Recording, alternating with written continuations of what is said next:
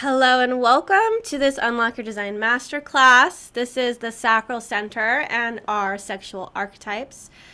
Sexuality in the Sacral Center. We're going to be going into this center among other centers to really find that juicy information about something we all have inside of us, our sexuality, our sexual drive. And did you know that your design also informs you how your sexuality operates and works? How would you introduce this, Bella? How do you want to present this? For me, it goes back to life force, and that's why we're starting with the sacral. So we're seeing it in terms of definition, where in the body graph, how in the body graph the energy flows. And then we're going to take it into human design and do more of an introduction through the emotional center. Because when we speak about sexuality, we have life force in the sacral center, we have emotions in the emotional center or the solar plexus. And when they meet, that's when we have sexuality. We need both. We need a life force, we need emotion. And then they come and they mate, we could say in a low frequency, or they meet, they merge, they come into fusion in a higher frequency. Yes. Awesome. Well, let's get started. Okay, so this is the Sacral Hub, like you guys know. We're going to do an overview of just the archetypes that live here, but we'll come back to the Sacral Center later. So here we have the Water Goddess in the 29, the Powerhouse in the 14, the Rhythmic in the 5, the Black Panther in the 34, the Nourisher in the 27, the Nomad in the 42, the Eternal Child in the 3, the Mountaineer in the 9, and the Playmate in the 59. Bella, why does the sacral have anything to do with sexuality? The Sacral Hub. So we have in the body graph 4 motors where there is energy created. And here on the bottom, you can see it's the main motor is the sacral center. We also have a motor in the root, in the solar plexus, in the ego. But when we speak about life force, kundalini, our breath, that energy that gets regenerated all the time, it is the sacral center. And life force is creative energy, and that's what we have not only in humans, but it's actually an energy that is in flowers and in everything that's alive, and regenerate energy for a certain time before it dies. So everything that has a sacral actually has a lifespan, and in that lifespan we can see that kind of spiral that you see here in the center that regenerates. And as you might know already, 70% of the population has a defined sacral center with that ability to regenerate energy. And then the 30% that don't have that, they're actually taking in life force from the beings that have defined solar plexus, and they're amplifying that energy. So it doesn't mean that they don't have any energy, but it's a different process. And it's that interplay, we could say, between the defined sacral and the undefined sacral that becomes interesting, especially when we speak about sexuality. Mm-hmm. Yeah. So you can go to the next page. The next page is going to show you the defined sacral and the undefined sacral. Isn't that working when you click? Actually, I just want to say with the frequency band, when it comes to the sexuality and the center, definitely in the low frequency we have reaction, and many of us have had sexual experiences where now it's like, instead of being able to really just respond maybe in a positive mode, there can be a reaction, there can be something that's not completely what we want. It's more what happens when we come into a sexual situation, for example. What we want to have is a response where we are sovereign in our energy and we can respond to the other, we can respond to the situation. And the highest frequencies when we don't even have to think, when there's just a flow. So that's what we can speak about in general for the sacral, but also the frequency band that we can speak about in terms of our intimacy. Mm-hmm.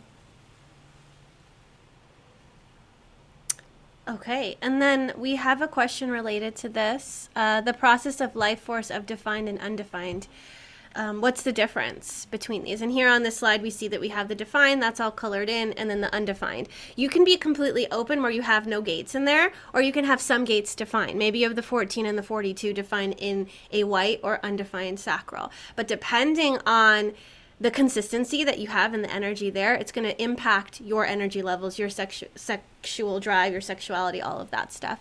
Did you want to get into that? Because we were having a conversation before about the juiciness, about the defined and undefined. Definitely. So all the manifesting generators and generators have a defined sacral, and the energy direction is that energy, that life force goes out and it touches the world, it impacts the world, and depending on what's defined here, what through what channel or channels, it's going to have that flavor, or that archetype is how we would speak about it in like your design. So you're here to touch other with your life force, which includes your sexuality, your sexual expression.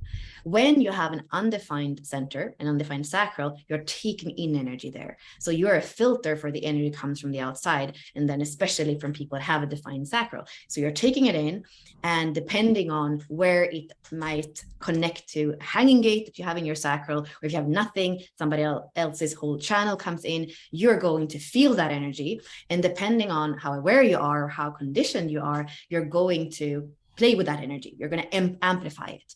And it can be amplified in a low frequency, or can be amplified in a high frequency. And often, especially if what comes into you is in a certain frequency, that's kind of what you have to play with. Or you can decide, this is not mine. I can see it, I can feel it, I'm aware of it, but I don't want to play with this. And when we speak of the undefined sacral, here we have projectors, we have reflectors, we have manifestors. So we have a lot of different aura types that are constantly, in a way, bombarded by life force, and how much in our society it has to do with sexuality in one way or another. So to not have a defined sacral and constantly have to filter all this energy, I mean, that I don't know how it is because I don't have an undefined sacral. But actually, how do you think about that? People, I know your husband has an open or an undefined sacral center. What would you say about that? Well, I'm not entirely sure if it's different with different people, but for me, and also I guess we're married, but he's very drawn to me, drawn to my energy, drawn to my life force. Like, you can feel that there is energy and sexuality and juiciness there with the definition. So they're going to be pulled because they want to fill their undefined sacral with that, and they want to interact with it. Something that we talked about the other day too was that when you have an undefined sacral, you don't have a preferred way of like relating sexually too. So you could have a partner that has a defined sacral, and when you're with them, it's a different kind of sex than maybe when you're with another person. And if you're with somebody your whole life, you could think that this is the way. And I feel like there's a lot of people, and this is what happened when people got married really early, the 50s and all that. You get married with one person, you have sex for your whole life, and then some people start to get divorced, and they don't know that there's anything else out there. And then they're so surprised, that they're having different experiences because they have that variety. But when you don't have variety, I feel like you can't really know what is your sexuality and what's the sexuality that you experience when you're with others. And I wonder if the undefined sacral can tell the defined sacral, this is what your sex is like. Definitely. Yeah, it's about that wisdom. So I believe that's what we would love you to do, to have that reflection back. And I've heard, especially reflectors, be a little bit concerned how they can be so very vast in their sexual expression. Because like you say, it depends who they are connecting with. And since there's nothing really defined anywhere in a reflector, there's so many different things that interplay in various ways. And there's a beauty with that. And I believe with the mutation, the solar plexus center, which is also influencing the 59-6, that channel of sexuality, we are gonna learn more through sexuality. And people that have open sacral center, open emotional center, I feel like there is enormous wisdom that can come both from earlier experiences and the experiences that you have during the mutation that's happening, that then is here for the collective, if you want to share, if you're open to sharing. And I guess with the completely open, it's just even more that what Ashley was saying, no preference. When you don't even have a hanging gate, with the hanging gate, it's almost like arms, they're reaching out for the other side. So if you have the 29, possibly the way that you like to connect sexually is with the 46, in that kind of sensing, sensual, tantric way. That might be your preferred way. But if you have nothing, there is no arm looking for anything on the other side. So then again, it's even more open, and the possibility to I would say possibly go crazy, because there's so much life force out there. And what do you do with it? How do you circulate it? It doesn't really have a way out. So you might just want to live it out, or the opposite. We didn't say that with the projectors and the manifestors and the reflectors. It could also be overwhelming. So you just close the door. You're going to see later in this masterclass that we're going to speak about really that duality, you could say, between open and closed. It's one of the main keynotes here for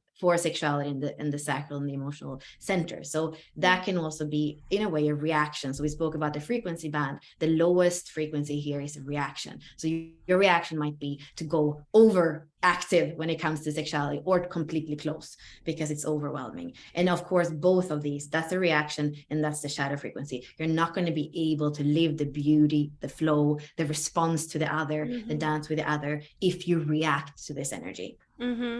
And just like the emotional center, where if you have it completely open, you might avoid conflict, confrontation, and even the emotional realm, and you learn how to kind of avoid those emotional upheavals because you don't want to feel it. You can do the same thing in sexuality, and depending on how, I want to say like how you, like, not risk taking, but how you approach sex and sexuality. How confident and competent are you in your sexuality? And also, how sovereign are you? How well do you know your boundaries? If you can't trust yourself and you have a completely open sacral or an open sacral, it might feel really uncomfortable to be around that kind of life force energy, because maybe you don't trust yourself. Maybe you'll do things because you're overwhelmed by that energy, and then you regret it later because you're out of the aura. You're like, oh my God, how did that happen? Just like when you're with an emotional person and then you leave, like a defined emotional, you're like, wow, it wasn't mine. So really feel into that expression. And I think that, like we did with the Thrive by Design series, you want to hone in on these different centers and be able to feel into that expression, that consistency. If it's open, how are you filled? What is it like with the different variations, with different people, and all of that stuff? And who do you tend to attract? Because if you do have hanging gates, you're going to want to connect. Like if you have the 59, you're going to pull somebody in with the 6, especially to define that, if it's a hanging gate and it's a big gate that maybe you need to bridge your split. It just depends, and every design is different. So this is an exploration point for you to be able to feel into, how does your sacral flow? How does it run? And what happens with different people? And experiences aren't always sexual experiences, but you're going to feel and interpret that life force energy in different ways. And sometimes it's like, ooh, the juices are flowing. I had a projector friend who has obviously an open sacral. She loves working with other people. She'll go to Starbucks and just sit in the busy environment of Starbucks so that she feels that energy. And it works better too when me and her are together, because I have a defined sacral and she has an undefined sacral. So when we would come together, we would work a lot because she'd be riding my wave. However, you can get burned out when you don't know when enough is enough, which is one of the undefined center. So the general keynote for the undefined sacral in the not self is not knowing when enough is enough. So think about that in a sexual sense. It's almost like we're layering, there's a general keynote or the general language of human design. And now we're actually looking here in a way at the substructure, which is the life force and the sexuality. So what does it mean, not knowing when enough is enough through the intimacy and sexuality? That can, for me, that kind of feels like quite powerful, and the consequences of that. So definitely take that keynote into the level of intimacy. And if you are open or undefined here, to have also enough time, the same thing as with all the open center, enough time alone to kind of get that energy out of your system. And that's what we are speaking so much about in Unlock Your Design, with all the embodiment practices. You shake, you sound, you breathe, so that you are sovereign in your own energy. And then it's much easier to know what's moving in you. Is it yours, or is it something that's just passing by, like the weather? And then you don't have to react on it. You can decide if you want to respond to it. Yeah, there's many ways to empty, like Bella was saying. Movement, breath, sounding, all of it. You just have to bring your awareness to that center and start moving the energy out or spiraling. Yay! So this is, we're going to go into all of the sexual channels. And so there's going to be different colors and different channels, and we'll explain those in a little bit. Do you want to take us into this, Bella? Yeah, let's start with the main channel that we have, the channel of mating. So, like we said before, when we speak about sexuality or intimacy, we have life force and we have emotion, and they meet. That is the main way that we speak about sexuality. And that's what you can see here from the sacral center. We have the 59 that is meeting the 6 in the emotional center. And if you think about where they are in the wheel, both of these are actually Virgo energies. Virgo in astrology is mutable earth. And mutable earth is what humans are. You know, it's earth element, but we're mutable. We are, like we said before, we are born, there's life force moving, and then one day that life force is kind of going out of the vessel, and then we die. And that's Virgo, it's mutable earth.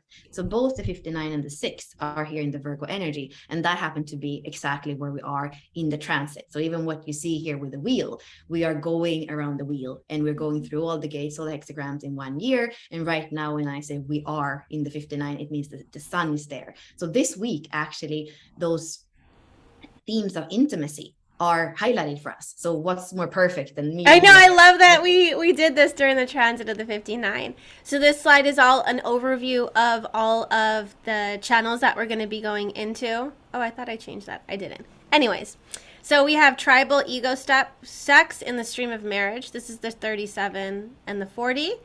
The channel of the marriage contract. The 19 and the 49 is the channel of the bride and groom. And again, like I said, we're going to go into these specifically. And then we have the individual emotional sex, which is the stream of romance. The 2212 is the channel of making music. The 3955 is the channel of stimulation. Then we have collective sex. This is the stream of excitement, anything that's in that turquoise color. 4130 is the channel of desire. 3536 is the channel of sexual talent.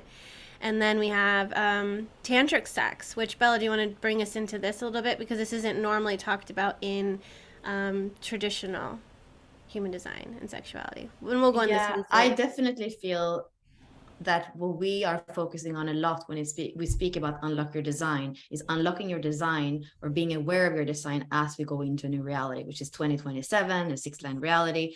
And for me, very much when we look at, for example, Richard Rudd's work with the attraction sphere, which has the 6th line, and he says that's the future of sexuality, and that's coming back to innocence, coming back to ecstasy, and very much in that kind of way of living our intimacy. It is about a circulation of life force, a sublimation of this raw life force, adrenal or kundalini pulse, we could say as well, but that we can use that energy higher up in our chakra pillar. So really what we can see with the tantric channels is that they take this primal force that is in the lower chakras, the root and the sacral, and it's bringing it up to the true self, the heart, the higher chakras. So really here we can say it's bringing it from the me primal urge to the we heartfelt, and definitely when we see all the work that has been done with the gene keys, which is a heart-centered prophecy, we could say it is about bringing it up to the heart where intimacy can really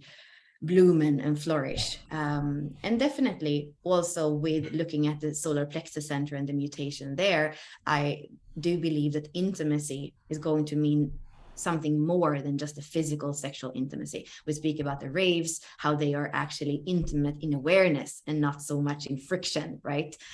So definitely there is so much happening on this plane, and I feel it's very important to bring in the tantric view, the breath, the kundalini, to understand how life force moves. And that's also when we have that hygiene, energetic hygiene and understanding, it's also very much easier to live our true design and not live by conditioning. So that would be a little bit about it. Well, let's move forward. So here you see the sacral hub. If you click again, Bella, we're going to be going and traveling from the sacral to the emotional realm. So here, this is where life force meets emotions, and that comes through the 59 and 6 channel. This is the channel of mating or intimacy, and it's a design focused on reproduction. So it is about it's tribal. It's tribal energy too. It's tribal circuitry. So what is it doing? It's trying to propagate the species. It's trying to survive as a tribe, as a species. As long as there's babies being made, the tribe's going to continue on. So that's what it's focused on. And Bella, did you want to go into the importance of this channel and why it's kind of like the main daddy, Mac daddy? Yeah, like we said, so here we have the life force and the emotions that are meeting, and we also are going to see a little bit about what they bring. So the 59 is a role gate, and if you are into human design, you know that usually we speak about the G center, about the self, the identity, who are we, and we have role gates there in the Sphinx gate, the 7 and the 2 and the 1 and the 13. We also have role gates here in the sacral, and one of those role gates is the 59. So it's going to speak about, in a way, the archetypes of our sexuality. And then in the 6, which is the solar plexus, we have a wave, and here in the 6 is going to speak about that wave being open or closed. Like, how does the energy, the emotional sexual energy, move? And that's what we are going to look at in the lines of those two gates. But really, when we look at them, you can see the roles of sexuality, and you can see the movement, in a way, of that energy. So that's kind of why we have like this is the master key for the whole thing. And also what we're going to see is that everything that leads to the solar plexus, all the channels, in a way, for them to kind of go to the sacral center, it has to go through this channel. So there is so much potential emotion that can move in us, but in order for that to become intimacy, it actually needs to meet here. And somehow when we bring in the tantric channels, we see that there is energy moving anyway, but the traditional way of seeing it, it's really that it goes into the emotional center, and then it comes through the wave of the 6th into the 59, and that's where it's expressed. Mm-hmm. Yeah, and if you have the 59 and the 6, that energy is very alluring, very powerful. You can feel the power of the sacral and the emotional center, like, interacting and exchanging. Like, the people that have this channel are going to be very sexually alluring. People are going to just want to be around them, and maybe not really know why. They're just pulled and drawn to them. So yeah, did you want to go into the roles on the wave? I'm realizing, Ashley, that we still have the old that doesn't have like the small tiny corrections, but I don't know. I think that maybe because you didn't. I think you didn't. You can. But I just opened them in another place, and I think it's the same, because I was gonna take them down and maybe have you speak about something else. But I think it's the same on the. It's the same. It's the same when I open them on my phone. I would take it down and then refresh. What are you referring to? When I open them on the slides on my phone. No, what are you referring to, the corrections? The lumber, for example, and I know there was another. Oh yeah, that was corrected. I think maybe take this down and stop screen sharing and refresh the page. Refresh the page on there. So I'll double check too. Sorry, one moment. Pause, everyone, for a moment. Oh, maybe we didn't change the lumbar. I don't think I changed the lumbar. I think everything else is correct. I'll change it then. Right now? You want to change it right now? Oh my God. I am doing it right now. I'm in there. Bella's a perfectionist. Thanks, everyone.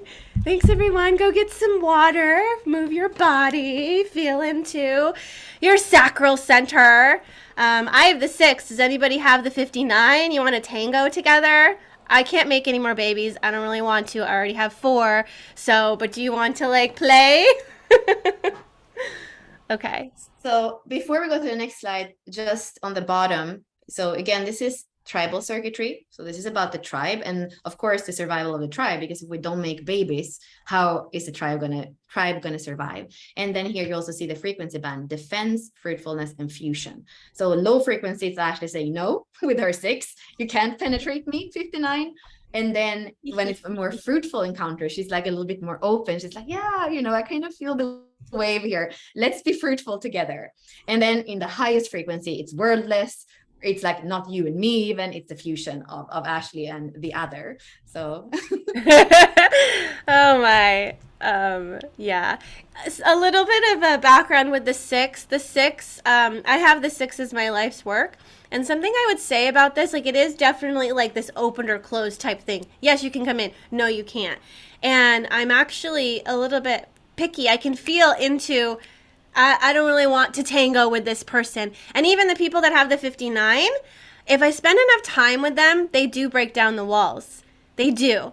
And the last coach I had the 59 and I had the 6. And so it was a really beneficial relationship, right? I'm not sure what it would be like if I attracted a man that had that. Because I am married and I don't know what it's like with the 6. I mean, I have the 6 and the 36, and I know there's some keynotes with the 6 and the 36, as we'll see when we go into the 36. Cheating happens. Cheating happens with a lot of these sexual gates because we have this genetic imperative that it's like these urges to just like, and you're like, I don't even know why I did this. I don't even know why I did this. So forgive yourself a little bit because some of this is coding that is so ancient and primal and that we needed to propagate the species and continue on surviving. So especially the 6 and the 59, it's about mating. And I think there is a little bit of a pickiness too, because it's like we want the strongest and best genes. So you're going to be attracted to certain people that have the qualities that you want to continue and preserve.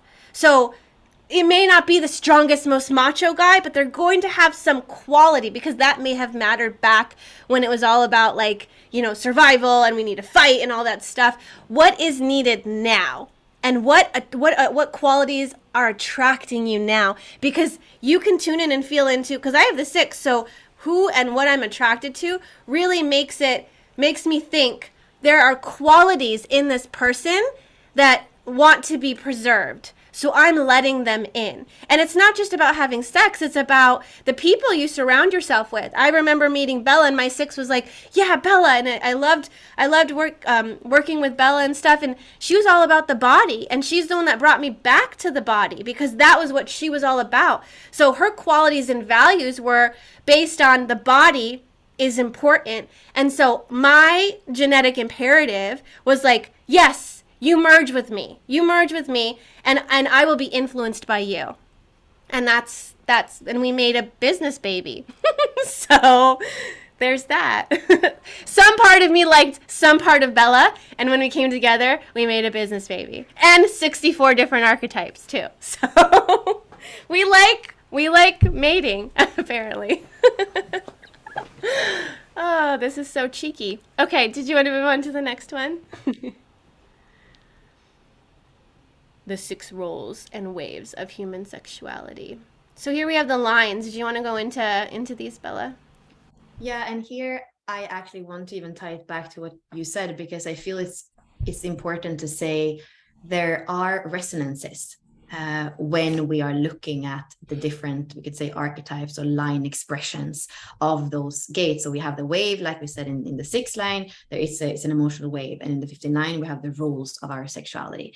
And it's going to resonate in the body graph. When Ashley meets somebody who has the 59.5, it's probably going to have a bigger impact because there's resonance for her life's work. The 6.5, the 5th line is going to resonate. So you can understand how it's kind of different to meet the 59, that is the 5th line, the seducer or seduced in that sensual energy, than what it is, for example, to meet the 3rd line. It's if you know about the general keynotes of the lines, the 6 lines, you're going to know that they express each other.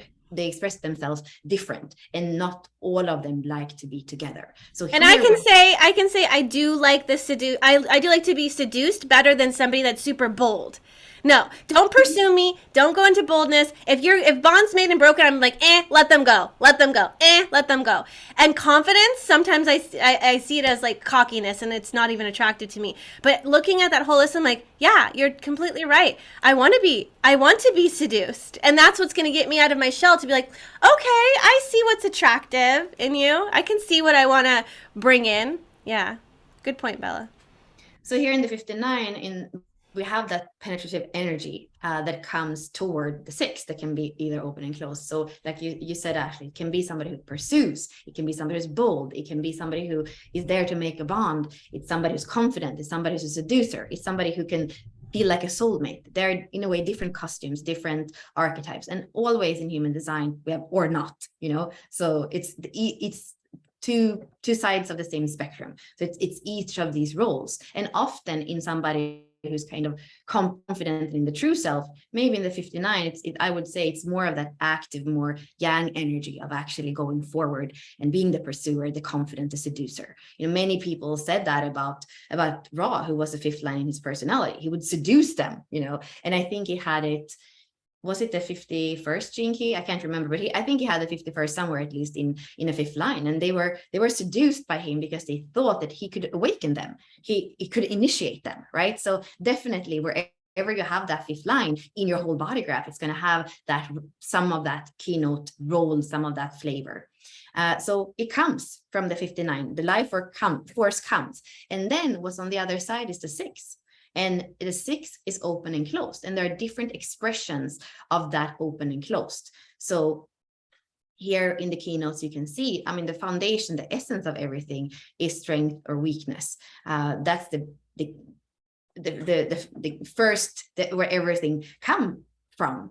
And I guess here we have the strength or the weakness of the coming together. I almost feel like about the little sperms. How are they called, Ashley? The spermicides?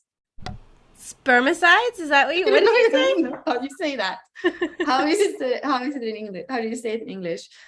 I think of a really basic level of what happens as the mating happens, for example. And a first line is going to be interested, or I would say, what is sexuality? What is mating? What is penetrate? Like it's kind of basic there. And then as we go up in the lines, it becomes more not advanced. How do you say that? I feel like I can't speak English here. You got hung up with the spermies. You were so from the simplicity, it is going to build on that first line. So when we look at the different in the waves here, you can see advance or withdrawal, allegiance or rejection, kindness or meanness, selflessness or selfishness, sympathy or apathy. And I feel like also when you look at the general keynotes of the lines, you can feel, yeah, of course, when it comes to the fourth line, there is that kindness or meanness. Either the heart is there or it isn't. The fifth line, it can feel very selfish. It's doing it for itself. It's kind of manipulating the other, or it's doing it really because it's giving everything of that power and that impact. And the sixth line, either it is completely there, or it is in a way resigned. It doesn't even trust that it's possible. And you can see as well, if you look that sixth line, when it is in that totality, it's going to be the soulmate. It's the sympathy with everything. If it's an apathy, it's like, no, there is no soulmate, there's nothing. The same thing when the selfishness, that it can, when we look at the role of the seducer, is it doing it from a selfless or a selfish place? When it comes to the confident, of course, it's going to be confidence if there is kindness, but then there's also breaking that confidence. And then that's when the meanness come in. The bonds are made with allegiance, third line, but the rejection, breaking the bonds. And then we have the boldness. Yeah, that's the advance, but there can also be the withdrawal, second line, that comes with shyness. And then being the pursuer, what's again, like that basic that I can't even explain with words, but the pursuer, like what's the strength of that, of pursuing, or what's the weakness of the person that can't put up the walls. So somehow in the first line, again, we have a very basic expression of the process. Is how I want to have you see it, Mm-hmm.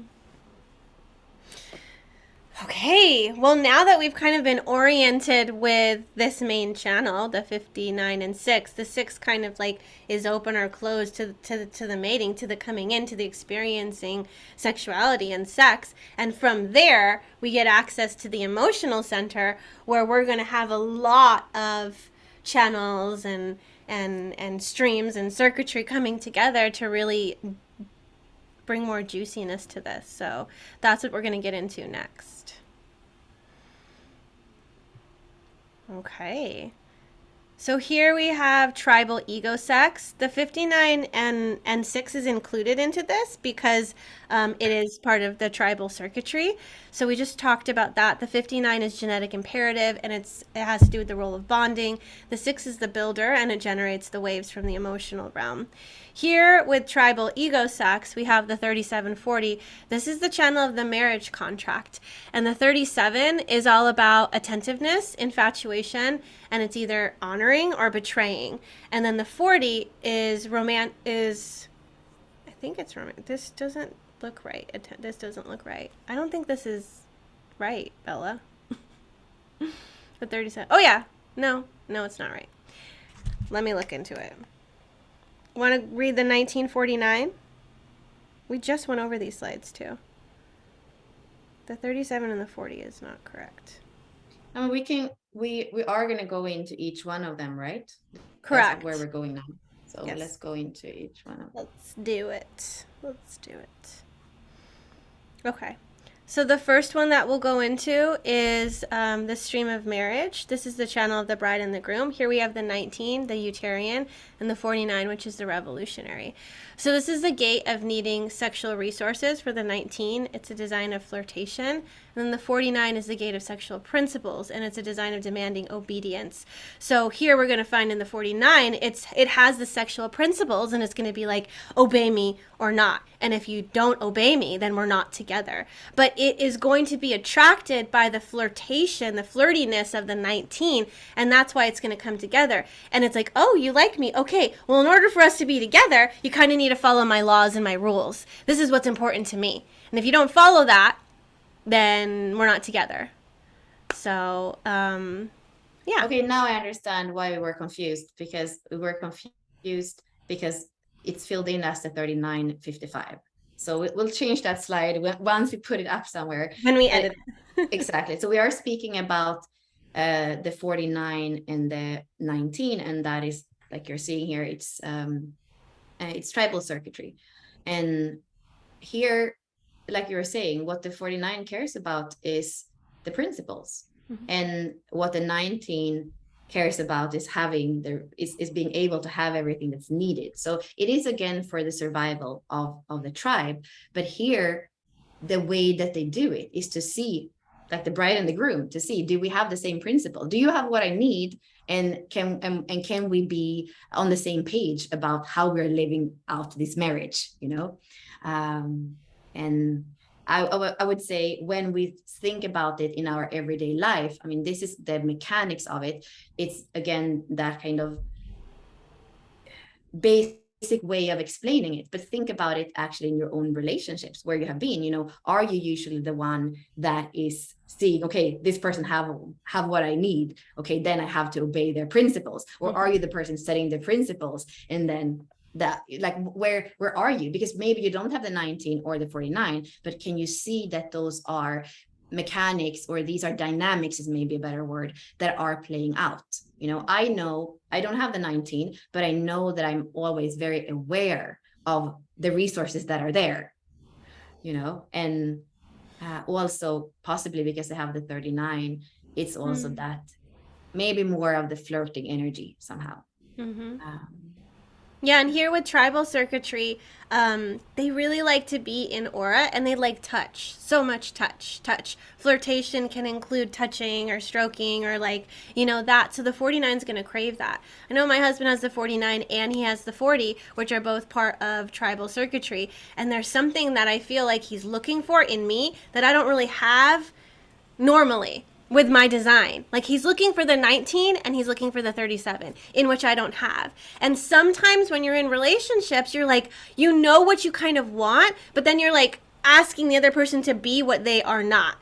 You know, we can all learn things and learn to like give that and try to be like that, but some things don't come naturally, like if you had the 19 or you had the 37. So just to clarify this, knowing like, oh, my partner has the 19 and what they're really looking for is sexual resources, but I don't have the 49, so I don't have that. So really feeling into where you have those gates that come together where are those attraction channels, and where maybe does your partner have an attraction a channel that is wanting to pull something from the other side. And I think that's also like depending on where these hanging gates are in the chart, it's going to impact what you value and your preferences and how much you really desire that. So somebody that's in a monogamous relationship, you can find them cheating because they're trying to get something somewhere else that they don't get in their individual relationship with that other person, the monogamous relationship. So I feel like there's a stigma around cheating, but sometimes it's just like there's something coming up. I'm not condoning cheating. I'm all about conscious communication and being able to, you know, decide if we want to have like open relating or relationships. But just know it's easier to forgive the person when you know there's something working in the mechanism of, you know, this body, this organism. It has its own imperatives and directives, and it thinks when it's not getting it and it's living in a victim frequency, not empowered and not sovereign, not in its wholeness, it's going to feel like, what hole do I need to fill? Oh, this hole. I need this, and my partner's not giving it to me, so let me go and get it somewhere else. So just to give that, like, kind of like, let that percolate a little bit too. Look at your chart, look at your partner's chart, see maybe what they're asking for, and maybe you don't have that, and that's maybe where they're going to have it in other friendships, because not everything needs to be sexual, but we do sometimes get met emotionally, mentally, spiritually, all that in different places, because your partner can't be everything for you. Maybe in a perfect relationship, you check all the boxes, but yeah.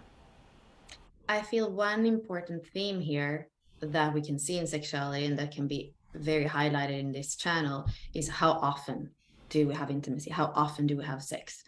And again, if the 49 and the 19 can't be on the same page about that, then there is going to be a problem. There's going to be that dependence. Well, I need you to have sex with me. I need that because that's what a principle are, or that's what my body needs. So you see here in the frequency band on the bottom, dependence, interdependence, and independence. So where are you there? Because maybe you are with somebody and you don't have the same frequency needs. And how, if you're in a marriage, if you are in the same tribe, if you want that tribe to thrive, how can you find a way of being together in a way that works? Maybe it doesn't have to be penetration every time. Maybe, you know, there has to be the coming together so that both parts feel happy, you know. And we're going to see a little bit what happens in the 37 and 40 sometimes when we can't see eye to eye on things in our intimacy. Maybe we move on from here, Ashley. Yeah, I feel good about this. Next. So we're still in tribal, ego, sex. We say ego, it's ego sex because the main gate that is like the head honcho of this tribal sex is the 40. And here we have the 40, the father, and the 37, the mother. And these keynotes are kind of funny. So the 40 is the gate of sexual denial. This is a design of masturbation. And then the 37 is the mother. This is the gate of sexual affection, and it's a design of cuddling. When they come together, this is the stream of marriage, and it's the channel of the marriage contract. Did you want to explain kind of why masturbation and cuddling might be like this design of these two? Yeah, and it's in a way you can think sequentially even. It starts with you getting married in the 49 and 19. Like, it starts with flirting, and then you're like, oh, do you have what I need? Do I have what you need? Okay, let's see if we can make it happen. And then that's where it starts. And then you are already into that intimacy with the 59-6 and their babies that are there. Like, that's kind of where we have been so far in this presentation. So then there are kids already, and then you are a tribal being if you have the 40 and the 37. So you're here to live in that family, in that tribe. So what do you do when there are already kids there and you're already married? Well, you need to find a way of living out that sexuality. And what happens here, it's affection. And Ashley was speaking about touch before. So in the tribal circuitry, there is touch. We are in the same family. We sleep in the same bed. We eat the same food, and then we go together, watch TV, and hopefully there is some intimacy. But we don't actually want to have more kids, maybe after a few kids. So how can we then show each other affection? How can we maybe, he says masturbation here, but maybe oral sex, maybe caressing? Like, how can we have an intimacy that isn't necessarily for reproduction? And that's where the 40 and the 30 seven have to come together, the mother and the father. How can we live as mother and father, as human sexual beings? How can we make each other feel fulfilled? And definitely on the lower frequency here, we have that I'm not happy, I'm going to go masturbate on my own. Well, can we just cuddle? I have a headache, I don't want to do anything more. Like all that is here in this channel. And it can be a bargaining. Oh, if you just do this with me, you know, like if you just touch me this way, or if you then tomorrow I'll do this to you. And that's actually lower frequency. It's a bargaining. It's like, okay, I'll do this to you and you do this to me. Give me a little bit of pleasure and I give you a little bit of pleasure.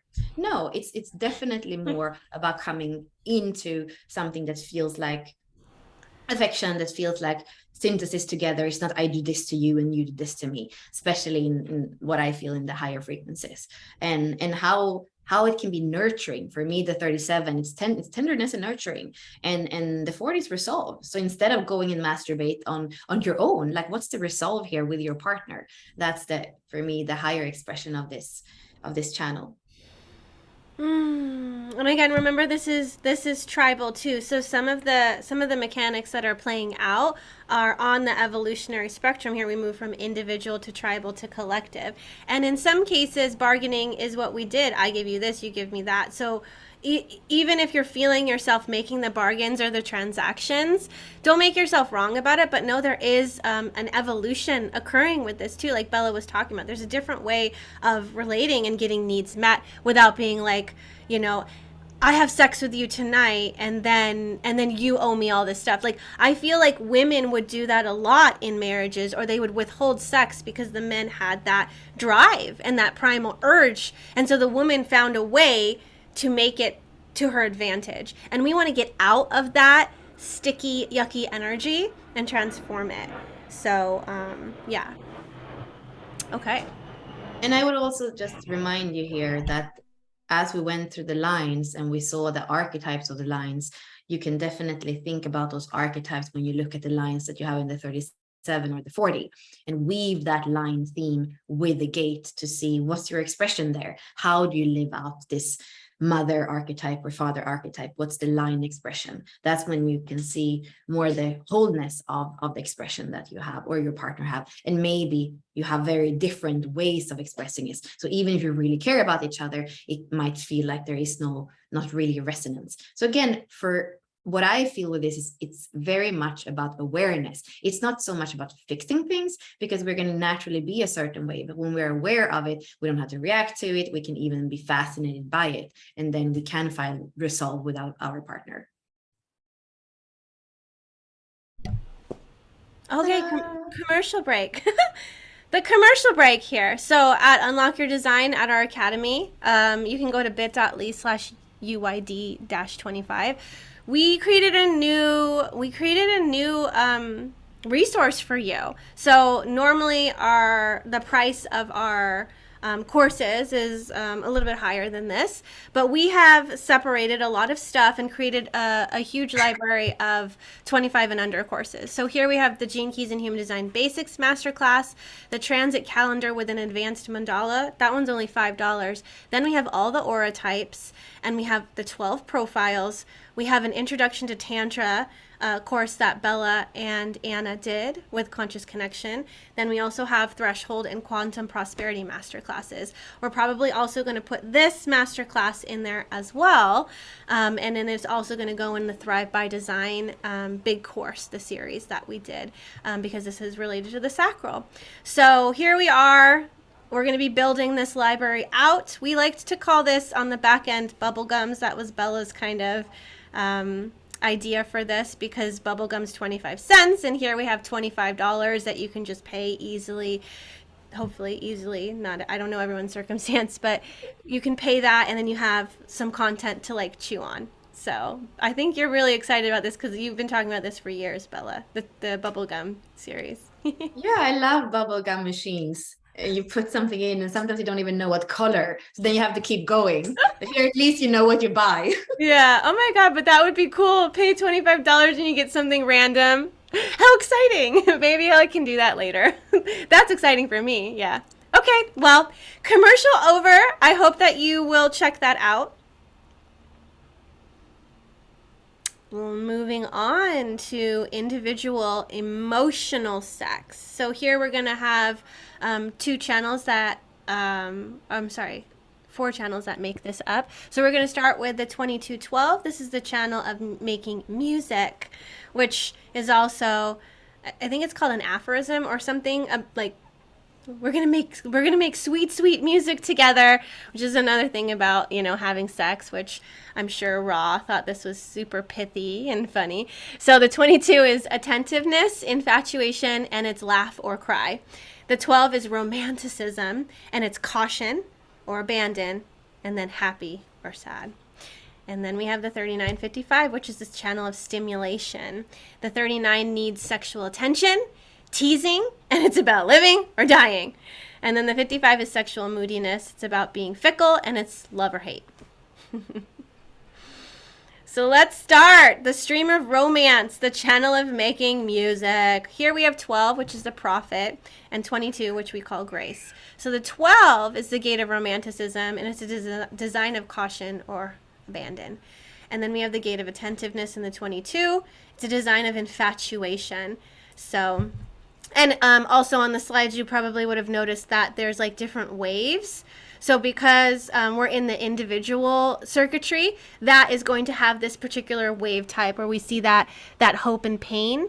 And then it's a pulse type wave. So in the tribal circuitry, it had its own kind of crash, or not crash, but it had its own kind of wave. So you can check that out to see kind of what is the flavor coming out of the emotional wave. And this is going to impact the sexuality as well. Yeah, so now we see that we're actually taking a big leap. So for the whole masterclass, we've been in the tribal, the ego sexuality, where it's okay, we are going to have to make the genetic imperative is we have to make babies so that the tribe can survive. And now suddenly we jumped from that tribal circuitry into the individual circuitry, where it's a empowerment of the individual. It's very different. It doesn't have the same agenda. And what I always say about circuitry, it doesn't care about the same things. The archetypes, the 12 and the 22 that live in the individual circuitry, they don't care about the same thing as the archetypes, the mother and the father, for example, that live in the tribal circuitry. So here you can see that they it's something different. A lot with the individual circuitries that they want to feel alive. They want to feel alive. They want to feel happy. And it's, also with individual circuitry, there's melancholy in it. So when we see the stream of romance, it is about feeling alive. It is about feeling happy, but it can also be about dying. Like the most beautiful romantic poetry comes from like feeling like you're dying because you can't be with that person. There's also something mystic and magic about the individual circuitry, the passion of the other, but also that longing for the other, because individual is always alone in a way. So it's always you longing for the other and being empowered through that coming together. Abandon yourself to the other, But in the 12, which is a throat gate, it also has to do with that caution of jumping in. Because if you're not empowered, if you're not going to live, if you're actually going to die, then there's also that kind of leap that is there. Mm-hmm. And I feel here when we are in the individual circuitry, it is about knowing. It's an inner knowing. So here again, I feel what Ashley was saying before, that sometimes you meet somebody and it's just, there's a knowing that there's something more. There's something that can happen here. Sometimes you don't even meet them, but you meet them online and you have this knowing there's going to be something. And what they say also, if we think about, actually I was speaking about cheating before, if we are in the tribal circuitry, a tribal person would probably cheat with somebody that they can already touch. So maybe like your wife's sister or something, like it's somebody's already there that already has sat around your table. That's the way that the tribal is moving through the world and in its sexuality. When it comes to the individual, it's like, no, it's going to be a stranger. I have a lot of individual circuitry, and for me, I don't feel like I could live in a polyamorous relationship. However, there is something in me that can spark, which is again that pulse of the individual circuitry when I travel and I feel that mystic connection with somebody. So definitely it's a different choice of partner. And also here when we have the throat gate, when you are in this circuit with the 1222, it has to do with the larynx, it has to do with the throat. So there's going to be so much to share when you have when you have a stranger that you are connecting with. There's so much to speak about. In the tribal circuit, it's not so much to speak about. It's not even like, what do you want for dinner? Because I know you so well, so I already know what I'm going to cook for you. So you can see how different it is here. Ashley, what would you add about this channel and circuitry?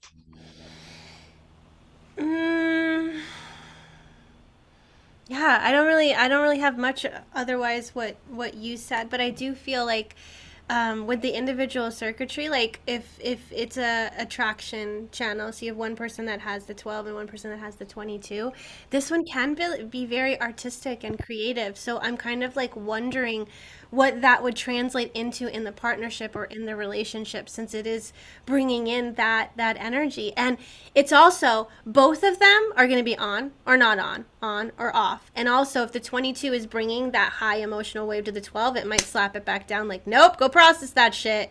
Nope, go back. Because that's what it does with the 22, you know, and it can even come with that passion and pressure and be like, I just want to have sex. And then the 12 is like, no, I'm not feeling it.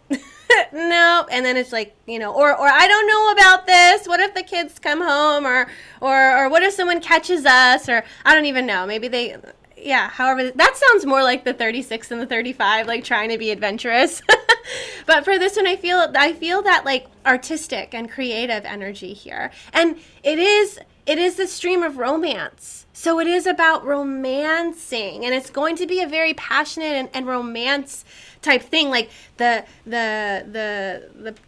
petals and the thoughtfulness and the I know what to cook you for dinner, like Bella said. It's like they get really creative here. So that's what I would add to this. So you said something important. It can be in the mood or not.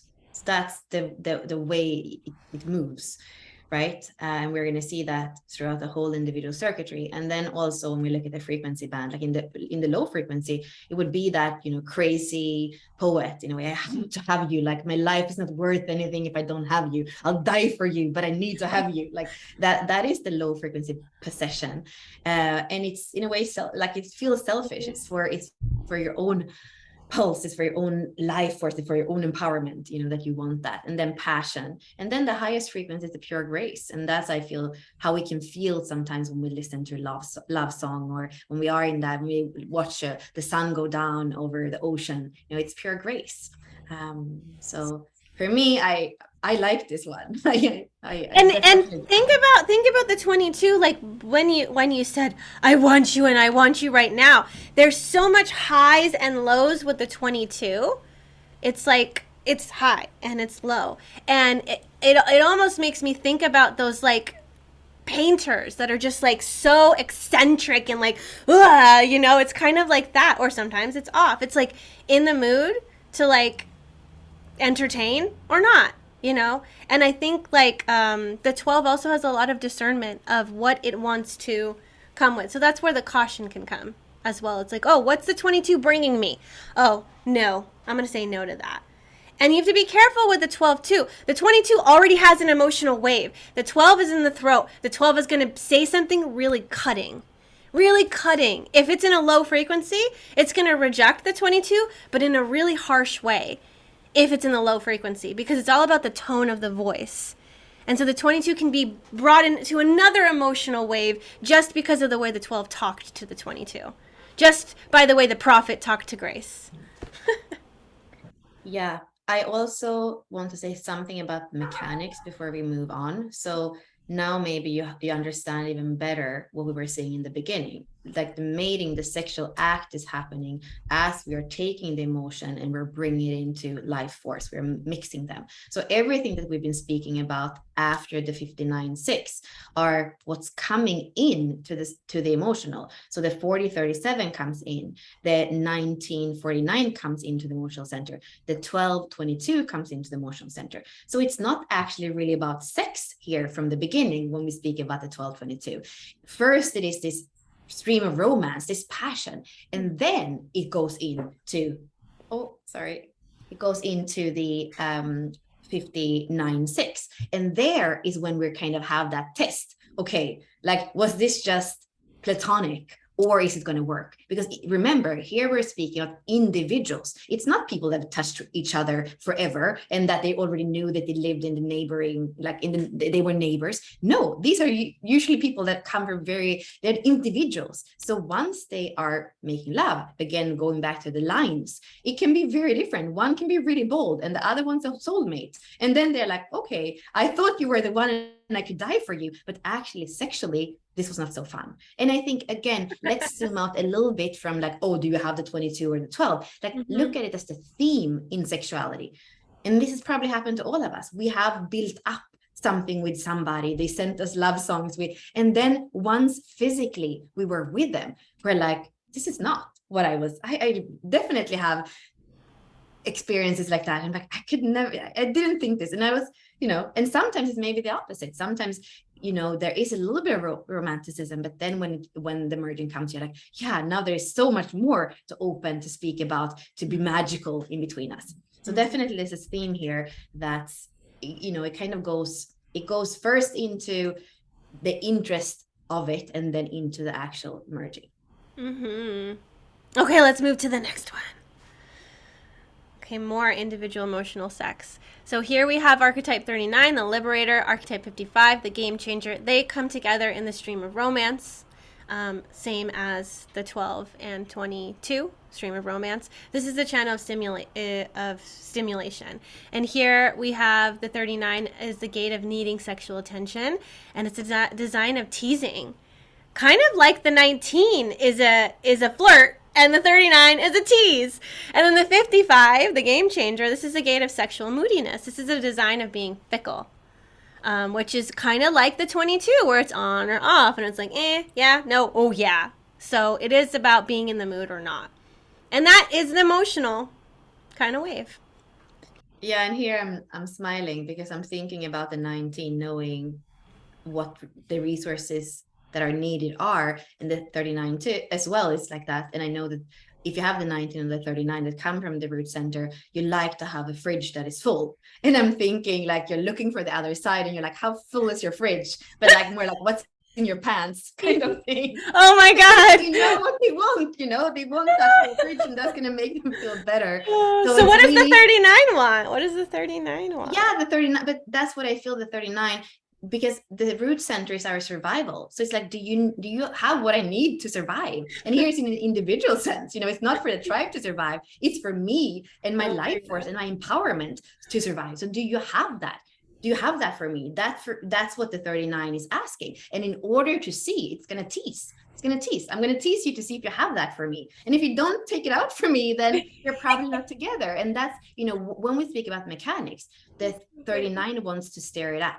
And when Richard Rudd speaks about it, that in the city, it's like, oh, there's no reaction. The highest frequencies when there is no reaction. But here in mechanics, yeah, there need to be. Otherwise, there's no need for the both sides to come together. There is a meeting with the 39 and the 55.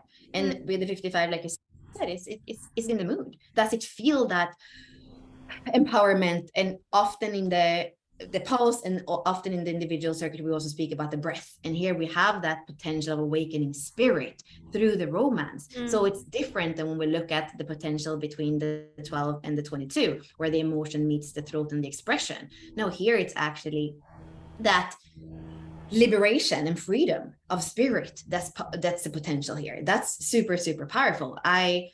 I know a lot of people that have the whole channel. So I'm thinking about, I have the 39. Yeah, definitely I can see that when I meet somebody else, the 55, there is a powerful energy to it. And I feel like there is some kind of remembrance, and maybe it is a remembrance of true love or the longing for true love.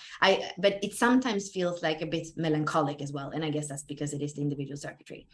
And I feel here in the lower frequency, this also goes back to mechanics. It goes back to the level that has to do with food. We were speaking about the fridge before. The 39, it has to do with the urge to eat, we could say, the adrenaline urge to eat and survive. The 55 has to do with the mood to eat and survive. So definitely here in the low frequency, you feel like you don't have what you need. You don't have it. The fridge is not full. And then the higher frequencies, yeah, you are being met. You are feeling empowered. You are feeling the power of the other. And the highest frequency, then it is the true love, where there is freedom and liberation and everything at the same time, and you're stimulated exactly the way that you want to be stimulated by the energy of the other. Yeah, so in the whole stream of romance, there's going to be a courtship. There's going to be a kind of like, let's be friends, let's get to know each other, let's romance. And so maybe too, as one of the questions that they would ask each other, like especially if you have this kind of circuitry, it'd be like, do you have a full fridge? Is your fridge full? Because that is a deal breaker for me. If your fridge is not full, and even like, from now on, everybody that's watched this masterclass, like, like people are like, oh, how big are your hands? As if, or your feet, like that indicates the size of your penis. Like this one can be like, do you have a full fridge? What does that mean? Are you packing? Are you packing in your fridge? Coins by Bella. You know what we're talking about when we bring out the inside joke of the full fridge. Okay, moving on to collective, Kundalini sex. So here we had tribal, individual, and now we're at collective. And collective, tribal, and individual are circuitry. So the 41 and the 30 is the channel of desire. The 41 is about sexual hunger. We have fantasy here and love and hate. The Mac Daddy of this sex circuit is the 41. The 30 is all about sexual feeling, yearning, and it's about feeling or burning. And then the 36 and the 35 are the channel of sexual talent. The 36 is sexual crisis, inexperience, and it's about entering or exiting. And then the 35 is sexual boredom, experience, staying or leaving. Do you want to clarify about the... Yeah, so you see that it's a stream we're speaking about here. So it goes from the root up to the emotional center and then up to the throat. So, and it comes from that pulse of the root center where there's adrenaline, where there is, life force, Kundalini. So that's why we, in this stream, sometimes Ross speaks about it as the Kundalini, which we have everywhere when we start, especially from that root, from that life force, that pulse that we often speak about, for example, in the 360. But let's go into each one of the... Okay. The first one we'll go into is where archetype 41, the originator, meets archetype 30, the fire starter. This is the stream of excitement, and this is the channel of desire between those two. So the 41 is the gate of sexual hunger, and it's a design of fantasy. The 30, which is the fire starter, is the gate of sexual feelings, and it's a design of yearning. And this is part of the collective circuitry in the sensing circuit. So it's going to have experiences to fulfill this urge that comes with the 41 and the 30, where it wants to feel something different. It wants to feel something new. So it's that yearning for a new feeling. And the hunger is what makes it want to find that new feeling. Exactly. So I love that you made that clarification. So first we were looking at the tribal, what makes the tribe survive. Then we were looking at the individual empowerment. And now we're looking at collective circuitry. And collective circuitry is something that is going to serve the collective. And like Ashley was saying, when it's sensing circuit is abstract circuitry. So it's not something that's logical, that is like A, B, C, and we make sense of it. No, it's actually an experience that you dive into with the head first in a way. And then after you may be able to see the pattern and understand. And that's also how it kind of is passed in generation, that hopefully we become more wise, because there have been experiences that we have learned from their past. So it's like also here in this circuit, we have the memory bank of everything that happened. And it starts here with the 41, with that urge to have an experience, that urge to feel something, that fantasy, that you're seeing here in the design of fantasy. So thinking about this, definitely, I was saying for the 39 and the 55 that I've had that feeling that's like a really deep feeling, almost a melancholy of what true love could be. And here, however, when I have the 41, when I've connected with people who have the 30, it feels like it's more on the outside. It feels like I'm drawn to have experiences like, I have a friend who has the 30, and we when I think back to the most weird places in Poland, on a train station in the middle of nowhere, and like there are adventures, maybe that's a good word. There are adventures that I don't know how I could end up in that adventure. And that adventure was out in the world. It wasn't like on the inside of empowerment or how I breathe. No, it was really out in the world. And it's those experiences that I feel like the 41 on its own, it needs the other side, because that's the desire and the fuel of the fire starter, the 30. And it's daring, like you need to jump on that plane or do that thing to have the experience, because in the low frequency you just feel the adrenaline of that 41, of like, you wish, you see the frequency band here, you wish that you would have an experience, but there's nothing that's actually moving, and that's very, very, very uncomfortable, because this is the spark for the human experimental way, how we learn, how we make sense of things. But if you just sit in your room, you're not going to learn anything. So that's very uncomfortable. And it's for the collective, like what you are doing in terms of the adventures you're having, whether it's with another person or like out in the world or in the bedroom, there's something that you're wanting to experience that's new. There's a newness here. And what can happen sometimes is that you'll have this really great experience and then you'll want to replicate it. You're going to fantasize about that way that it used to be, and then you're going to want to create and generate experiences to make you have it again. And that's in the low frequency. You're not here to ruminate and keep replaying that old stuff over and over again. The fantasy you're having is for something new. So if you've already traveled to Machu Picchu, then you're done with Machu Picchu and it's time to go somewhere else. You're going to feel when you're done, because these are all cycles, because we in this circuitry we also have the 53 and the 42, and that's about creating new cycles that are going to have you feel something new and learn something new, because this circuitry also moves towards, like, what did I learn from this? What is the medicine here? Doesn't need to be repeated, because if you don't learn what you need to learn in this cycle, you're going to keep repeating it.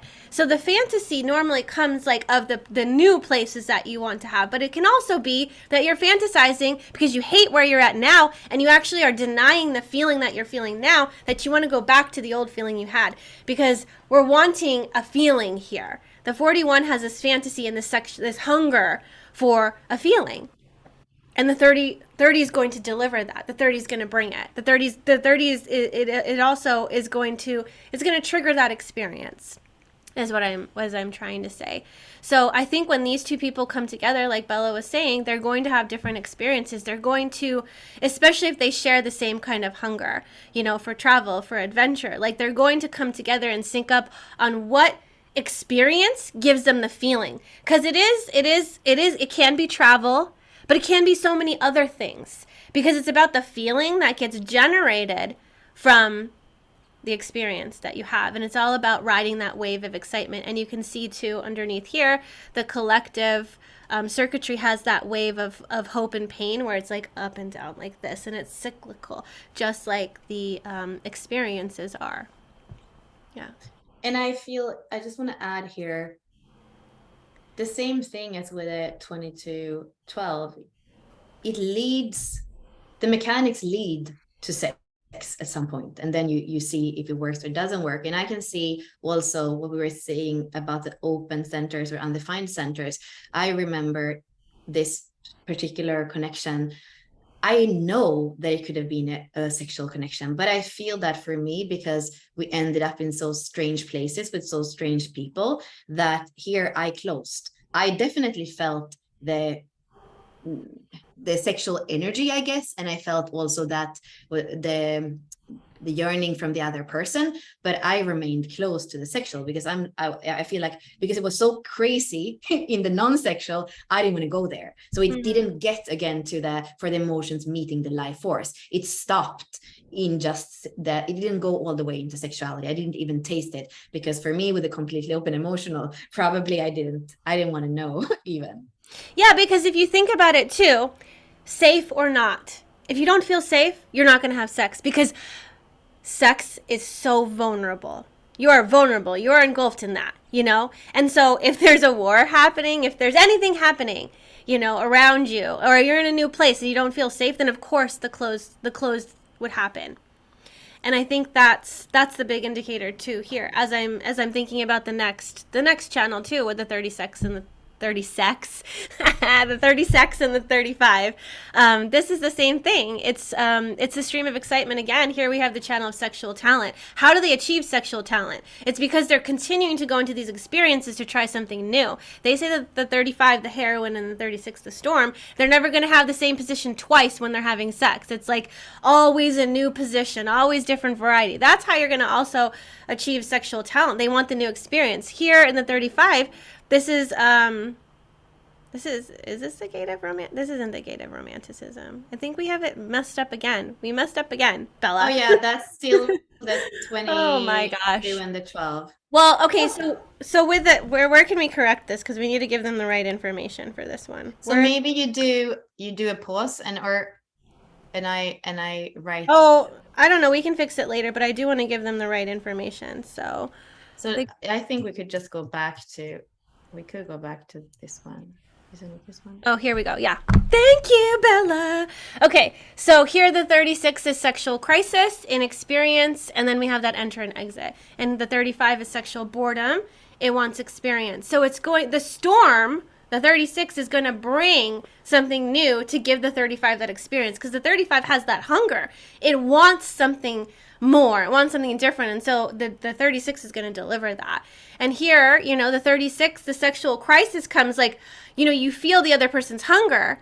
And then you're like, no, I don't want that. I don't want that. It could be too intense. I feel like with what Bella said about safety, and it's like, you're in a strange country with strange people. Do you want to have sex there? Because it's like the vulnerability is there. There's something too about how much bandwidth can you hold with somebody's intensity and excitement. When you come into that, the 36 gets overwhelmed. That's the dilemma with the 36, is overwhelmed. So when someone comes to you with their intensity, do you shut down or do you rise to the occasion and be like, yeah, okay, let's do this, And I guess it has to do with, do you feel sovereign, secure, and safe in yourself to know that you can accept any kind of like challenge or experience or energy from another person? Do you want to play with that type of energy? Is it too intense for you or is it not? And I think that comes with the 36 and where the 36 lives in your chart. For me, the 36 is my evolution sphere. So the way that the 36 kind of plays with me, it's my greatest challenge. So it's like penetrate or not. And it's like, wow, if they're super intense, it's like, whoa, too much, overwhelming. Even the act of sex gets really overwhelming for me in some cases too. It's like, can you expand your bandwidth more and more? And I think that it becomes a channel of sexual talent, and it goes from inexperience to experience, because it's like you feel that agitation, you feel that like, ooh, this is getting exciting, because nervousness and excitement feel the same in the body. So how are you responding or reacting to that? When we're like, ooh, I feel nerve-sighted, I feel a little bit excited about this. And when you enter into excitement, you enter into this stream, and then you get to have, sexual talent. You get to have different experiences where you kind of become more versatile in that way. But I think that too, with what Bella said about the 41 and the 30, the 36 and the 35, they're going to have adventures as well. And depending on, how much the energy rises and where there's resonance, then sex can happen or not. Yeah, definitely. Here we have a frequency band as well that goes from pointlessness. So I feel actually, even if we're looking at the stream from the root to the solar plexus to the throat, I definitely almost feel it here as the 35 with that hunger reaching for the 36, that in a similar way as the 6 can be like, no, I don't have enough experience. No, this feels a lot of friction. It's the 36 that either wants to be eaten or not by the 35. And in the lower frequency, it's pointless because they're never going to see eye to eye. And everywhere when we have those themes in all the different types of circuitry and all the different gate expressions, it's like, can we see eye to eye? In the lowest frequency with the 36 and the 35, it's pointless because they're never going to see eye to eye. I want to eat you. Well, I don't want to be eaten. Well, it's too much friction. It's too fast. It's like, they're never going to see eye to eye. It's not nice. It's very uncomfortable in the 41, 30 and the 36, 35. Because this is not for you. This is for the collective. So you're having this not very fun experience to learn something for the collective. Yes, when we can make sense of it. But in the moment, it's not nice. In the low frequency, it's not comfortable. So if you have this and you're like, and you have kind of put sex on the, like somewhere in a cupboard and then close the door, maybe take it, open it again, because brush the dust off of that. Yeah, you It's know, like it's you telling don't want to the go into resignation. yeah. You know, there is an exploration here that is worth so much. And maybe one day I'm gonna feel, you know, vulnerable enough or whatever it is to go into that 4130 and feel it fully. You know, it depends maybe on the resonance of the lines of the person and all that. So again, don't close the door. See how you can approach this. The gift frequency here is experience. So instead of seeing it as pointless, you might be able to say that was an experience. You know, sometimes I can see sex like that. That was an experience. It didn't last, but it was an experience. So that's the gift frequency. And then the highest frequency is when we can laugh at it. This human messy experience. I think about the 35 quite a lot as the third line, where it's like trial and error. I'm going to eat, and sometimes it's going to taste good, and sometimes it's not going to taste good. But I learned what tastes good and what doesn't. And we have to allow the 36 to be that way. You know, the sexual boredom, it can be bored with things. It needs to be able to go out and have adventures. This is the heroine. She needs to have adventures. She needs to be able to have experiences. Otherwise, she's going to leave for the next thing, and she's going to perpetuate this kind of hunger feeling. But actually, she will stay when she gets to live her adventure. And the 36 is also going to allow the entering when she realizes that her inexperience isn't a downfall. It's actually something beautiful. And there's discovery here in this channel. I like it. Okay. Is there anything else? I guess, you know, I guess just maybe one experience. The 35, I have attracted in many partners. I tend to attract the 35 more than the 36. And definitely, you know, I can feel that kind of wavering between the boredom. There is experience and it could be amazing, but if you're stuck in the boredom of it, then it's not, you know, it's not amazing. So to look, and what Richard Rudd says with the 35 is always go back to the heart. You know, can you eat with a heart in this experience, in the sexual experience, or is the heart not there? If the heart is not there, is it even an experience? No, it's pointless. So then it's a low frequency. So a little bit, you know, see how you can include the heart. And I think even for the 36, you know, if the heart is there, does it matter if you're inadequate or inexperienced, or if there's a little bit of friction? Take your heart there and it's going to feel better. Yeah, something I would say too about the 41 and the 35. The 41, we have sexual hunger here too. The 35 is about hunger too. And both of them, so the 41 is like a start codon, right? So it's going to start something new. We're going to complete something, right? With the 12, the 33, the 56, they're the stop codons, right? We're going to have that. And then the 41 wants to start something new. It wants the freshness. We call this one the originator. And the originator is going to be looking for a new experience, and so is the 35, because the 35 has hunger. The 35 is about like portals that it holds open. It's constantly holding a portal open, being like, I'm open for adventure. Who wants to give me adventure? Oh, no one? Okay, then I'm going to eat, I'm going to drink, I'm going to do something. It's going to try to fill its boredom somehow. Even too, if it wants to have sex and it comes to you and it's like, I'm ready, I'm hungry, I want you. I don't want you right now. Okay, I'm going to go to the fridge. Because it's still going to feel that hunger. It's still going to feel that. So in a way, that's kind of that with the 41 too. It's going to have that hunger, that fantasy. It wants to fulfill it, and I think it's really strong. And a lot of waves can be generated from, you know, that the 41 coming out of the root, since it's a pressure center. It has a lot of power there. Okay, let's move on. Okay, pause for a second. Okay, just like all the courses that we have in the foundational bubblegum series, right? We also made all of our archetype courses $25, so you can buy those like bubblegum too. They're normally $55, so if you put the code August20, you'll get the discount of $20 off. And so this offer expires at the end of August. So you can go and look at our archetype courses. Obviously, we have our whole library of archetypes on the 64 doors. These are deeper dives into it. There's teaching materials. There are embodiment exercises. We have all of our community calls in there, building up a library. We've been doing this for a year and a half now. 2021, we started to do these courses, and now we are continuing adding to them as well. So So, yeah, check them out. They're really great resources and ways for you to dive deeper into the inner archetypes that you have within you, especially if you're resonating with the 64 door archetypes. Just go to bit.ly/archetype-courses and you can get access to all 64 archetype courses. Hey, Yay. keep them alive. We are adding things to them all the time so that they are kept alive and they are growing and evolving. Yeah, I feel like they have to do with that. Going from inexperience to experience, it's like let them mature and grow and complete their cycles. Like there's so much more that wants to come through them. Okay, jump in here, Bella. Go ahead. Yes. So here we're just gonna have a little bit of an overview, because this is where in human design, when we speak about sexuality, we really speak about everything that is meeting in the emotional center and then has the possibility to come in through the 59-6. There's everything that is building up, and then the 6 is open or closed and it can come in.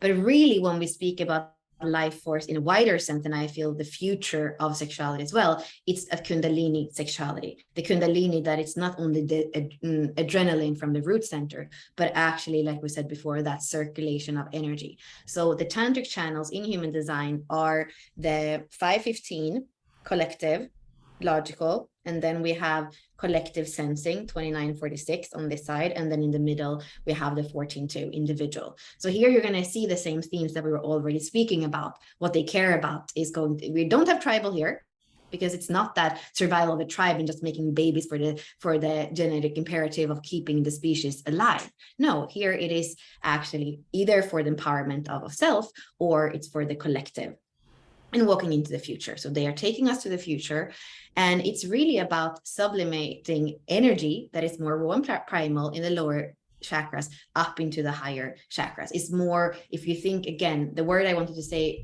before that I couldn't find is going from more basic to more sophisticated as we go through the lines. The 6th line sexuality is more sophisticated, and it's a sexuality that doesn't necessarily need rubbing of genitals. It's a sexuality that's based on energy that's moving. We can say that there is a kind of tantric energy when you have a resonance with the other. So like if Ashley has the 6.5 in her life's work and she meets somebody with a 59.5, it's the same line, and there's going to be a resonance. There's going to be an energy flow that naturally is tantric, you could say. So tantric is all about that meeting life, meeting energy, being in flow with what is in the moment, and feeling what's in flow, feeling what's effortless, instead of like resisting everything, for example.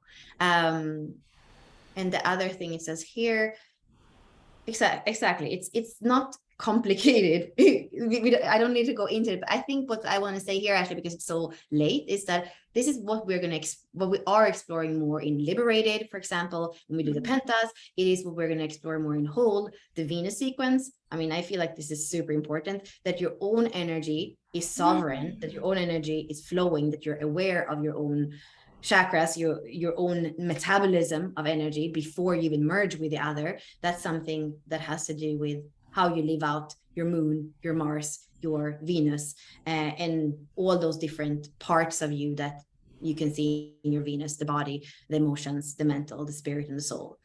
So this is something that I would say come into some of our other courses to explore more deeply, but knowing that intimacy doesn't necessarily have to be sexual in a physical sense. And also, it doesn't even have to be emotional. It has to do with energy that's moving. And is that energy moving in harmony? Can you meet the other with, in a way, complete acceptance and see what it is that wants to move there? So it's much less about strategy and roles and more about energy attunement. Mm-hmm. Mm-hmm. Yeah, we'll get more into this juiciness later. I feel like there's going to be more deep dive into these channels and maybe how they come into, your sexuality and stuff. So, yeah, let's move forward. So here again, you can see them more up close. We have the rhythmic and the wild woman. That's okay, you can put it there. The rhythmic and the wild woman, the 5 and the 15. Then we have the powerhouse and the feminine, the 14 and the 2, and the water goddess and the sensual, the 29 and the 46. Ooh, look at the 29 and the 46 is like girl on girl, and then the other ones are like a little bit more masculine, feminine energy. That's the tantra. You meet life however it comes. Yeah, why not? And these archetypes, they don't have genders, but we gave them genders so that you can connect to them. But obviously, if you feel into each of these and they feel like a different gender to you, just know they're adaptable. They're both. And life force the true self, and that's really what we want to, in all the sequences of human design and in everything that is living your design, it is that, and that's the trivian being as well, life force up to the true self, up to the expression of that truth in the throat center, the trivian being, 3 centers, and that's where the energy is circulating. So many women's bodies on there. Naked bodies over there. So you're probably asking, like, how do I use this? Where do I start? What are the next steps? Because we went into a lot of stuff. Remember, we said that this was an overview with a lot of info. And there's going to be many ways that you can go deeper. So those were just some thresholds or some portals. Maybe that your 35 is like, yeah, I'm hungry for more. You can definitely find more resources for those. But I know that that self-inquiry and then walking with it and feeling into it, nothing is going to be better than your own experiential learning. So all you have to do is connect with these archetypes and be like, I want to know you more. Oh, what are you like in terms of sexuality? And the life will deliver it to you. You just have to ask. You just have to ask about it. So here we have some homework for you in case you want to dive deeper into something. Bella and I... oh, yeah. So before you do that, how can you dive deeper? Look at these again as you are looking to see, which ones do I have? And are they collective, individual, tribal, tantric? Do you have the 59-6? I also feel like if you want to answer any questions at this point, we can, because we have this chart up and it would be beneficial. If there's any that stand out to you, because otherwise we probably don't have enough time to go into them. But is there something that's kind of speaking? I'll go faster. There's a question about the relationship where both have undefined sacral. So first thing to look at, do you have any hanging gates that are connecting to each other? Because that would be super powerful. You would have an electromagnetic channel that is defining your sacral. So that would be the first thing to look at. And the second thing is, if you don't have that, that's one of those centers where you're going to have energy from the outside. So maybe then you want to look at the connection theme. How many centers do you have open? How many centers do you have defined? And maybe you're going to see that the only center that you have open is the sacral center. And then it's like, yeah, you have a lot of stability in who you are, but when it comes to life force, that can be experienced in many different ways. And depending on who you're around, there are so many possibilities there. And then, for example, if you see that you have 3 or 4 open centers, including that sacral center, you might feel like there's not so much stability keeping you together. And maybe it's just an experience, again, where you're learning from each other. And then it's not something that's going to be over time, for example. Mm-hmm. There was one question about what happens when 2 undefined sacrals come together and then the center doesn't get defined. And then also when 2 defined sacrals come together, how might that be different than the polarity of open and defined coming together? Oh, I was actually speaking about open or undefined and undefined now. That's what I was answering. So undefined comes together with undefined. Either you have an electromagnetic that defines the center or you don't. And then the other question was about when a defined and undefined, which is... And a defined and a defined. Like what happens, what is sexuality like when 2 defined sacrals come together? I mean, that's what happens almost all the time. So that's often what we know. And that's when both people are here to impact the world with a life force. So whenever a manifesting generator or a generator come together in any constellation, you're going to have 2 defined sacrals coming together. And I would say we are very used to that energy. And that's often where they can also be, like, I like this is the line expression, this is the gate expression, this is what I want. And then there can be sexual boredom, or there can be going somewhere else, or there can be compromise. And this is where I feel like this masterclass, because it's just, like we are kind of diving into this as well as a a little bit like a pre-invitation to other things as well. It's an invitation to be a little bit more curious and not, again, be resigned, because the future of sexuality is to become innocent and ecstatic. So if you already gave up, there's no way that you're going to go into 2027 and be fulfilled and feel alive, because this is our life force and how we generate it. If you are a defined sacral center, you want that. And if you have a partner with a defined sacral center, you want to regenerate life force. You want to circulate energy. You want to feel alive and build the world. If you're resigned from this energy, I don't think it's a good idea. So find the spark again and find a way to circulate that energy. Yeah. Let's see what else. One more, I think, would be good. Yeah, so there are two that has to do with the 40. Overcome the bargaining in sexual relationship with the 40 and the 37. Again here, like when you look from a low frequency of bargaining, you're never going to see anything else than that. Like when we are stuck in a low frequency, you can't see anything else than that. So in a way, I would say if we're in this shadow, it could be to go even lower. Like, what's the biggest pain here? What is it that really hurts me here? What's really going on? Why don't I want to give you what you want? Or why does it feel like this is this stupid thing I give you, this to give you that? What's really underneath it? I don't feel worthy. I don't feel like you recognize me. There can be so many things that are under. So I would also go to like, what's the real pain here, and not just the dynamics of it.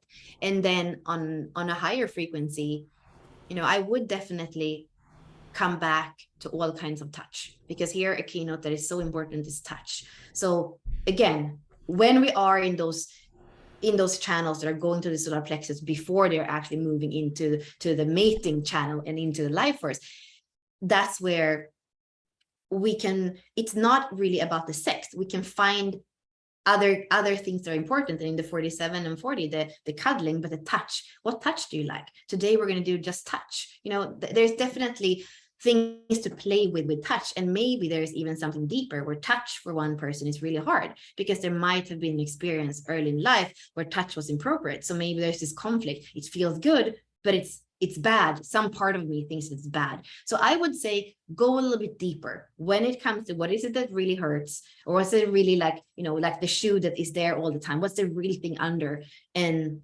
what's your relationship with touch, and how can you take responsibility for your own relationship with touch? What's your own relationship to masturbation, to self-pleasure? Is your self-pleasure healthy? Because if your self-pleasure isn't healthy, how can you think that the touch that you're going to bring into the relationship is going to be healthy? I don't believe it is. And with a world that has an industry of porn that is so big, where it's the opposite of circulating energy from the lower chakras to the higher chakras, a lot of the self-touch, the self-pleasure isn't healthy, because it's not circulating energy. It's not making us more innocent. And maybe, in honor of the 59 where we are right now, I think that is a super important question for the next step. Is my self-pleasuring, is it healthy? And where am I giving my life force? To what am I giving it? Am I giving it to my partner? Am I giving it to a screen? Am I giving it to a vibrator? How am I using my life force? Is it healthy for me? And is it honoring of myself and the other? Fabulous.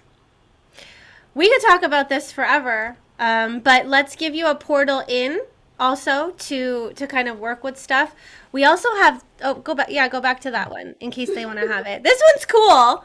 This is an awesome chart. Take a screenshot if you want. Feel into it. The love or hate, where you can see the boxes around the 40, the 55, and the 41. Those ones are, like I said, they're the Mac daddies of the ego sex, the emotional sex, and the Kundalini sex.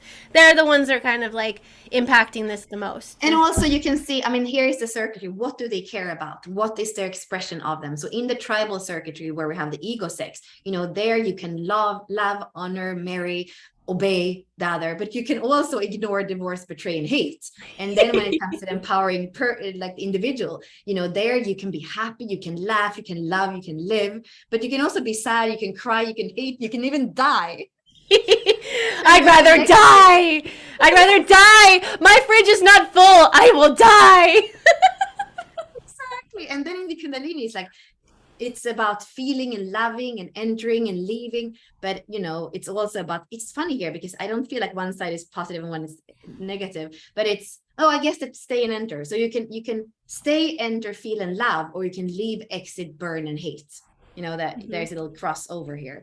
So and what side are you on? If you have a lot of individual circuitry, and especially here in those gates, are you happy, laughing, loving and living? That would be a good thing. But if you see yourself crying and hating and dying every day, there is some deeper work that can be done. And definitely the Venus sequence work is the work, that the shadow work that wants to come in here and purify whatever is stuck in the lower chakras. Yes. Last thing, another entry point, bringing it into Gene Keys. We spoke a lot about human design stuff here. Go into your attraction sphere. This is your unconscious moon. Feel into this. We don't have a masterclass or anything for you on that. I think we did do a masterclass on sexuality by design with a Tantra festival. If we have that recording, maybe we'll put it up on the $25 courses and you can enter into that. We go into all the lines. It's awesome. So we may do that, take initiative with that, put that up there so that you have that super easy. But for now, go into whatever the line in the keynote is for, sorry, the line in the Gene Key is for that. How might they explore this in terms of sexuality? Why does this have to do with sexuality, Bella? Or sex or sexuality? So attraction sphere, it is the design moon. So it's the magnetic field and it's what you're here to attract. And it's going to show you that wound, the sexual wound, that in some ways it's more personal and therefore also deeper than the core wound. The core wound is your soul working with something. This is actually you as a body, as a personality in your karma working with something. So attraction sphere is super, super, super important.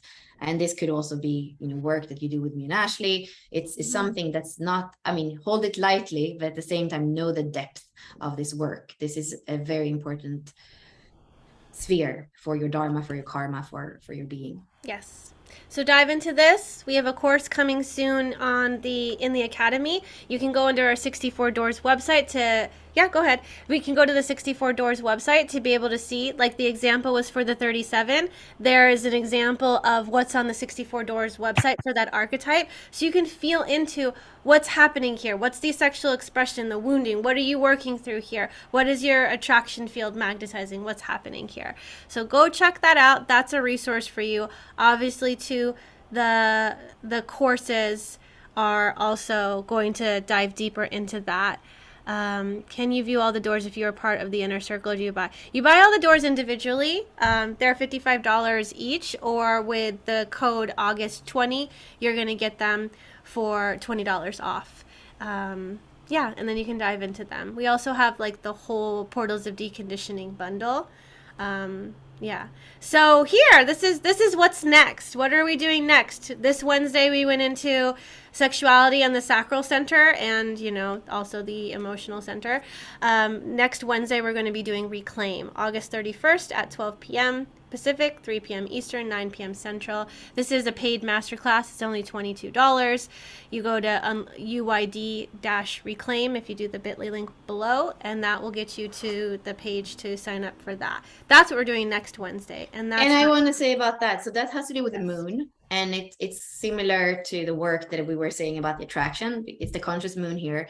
And I would say the masterclass is less theory, is more focused. It has theory, but about one thing, and it's connected to the moon. And there is also a little bit more of energetic work around it. So if this was a lot of information, you're going to have to transcribe it and watch it many times. And, it's going to be different. It's going to be deeper, definitely, but less dense of just information. So more of an experience than just information.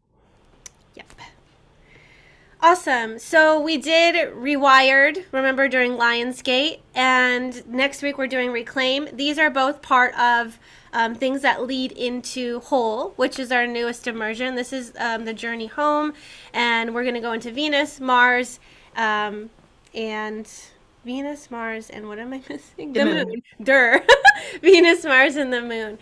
So Rewired Reward was amazing. Reclaim is going to be amazing. Those ones are available. And then if you're already like, yes, I want to go into Venus, Moon, and Mars. It's a lot of Venus work. We're not doing the Venus sequence.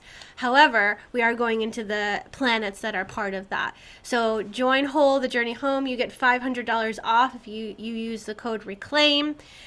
Having a lot of discounts today. August 20 gets you the archetype courses. Reclaim gets you $500 off of Whole, making it $1,200 instead of $1,700. And we're going to start that in September. So if you already know that you want to do this, please sign up and start the journey with us. We'd love to have you. So the offer expires September 2nd, and then we're going to start in the beginning of September. So we're giving you a little bit of time for anyone that watched this masterclass and knows the code and can get it. Definitely take action if you feel resonance with this. And there's a video on the landing page too that you can look at. Other than that, I don't know anything else to add, but I guess this is the conclusion. Well, let's take the thing off. So we still have almost 90% of people, like, no, not really, maybe 80% of people left. Thanks for being here. Almost 2 hours.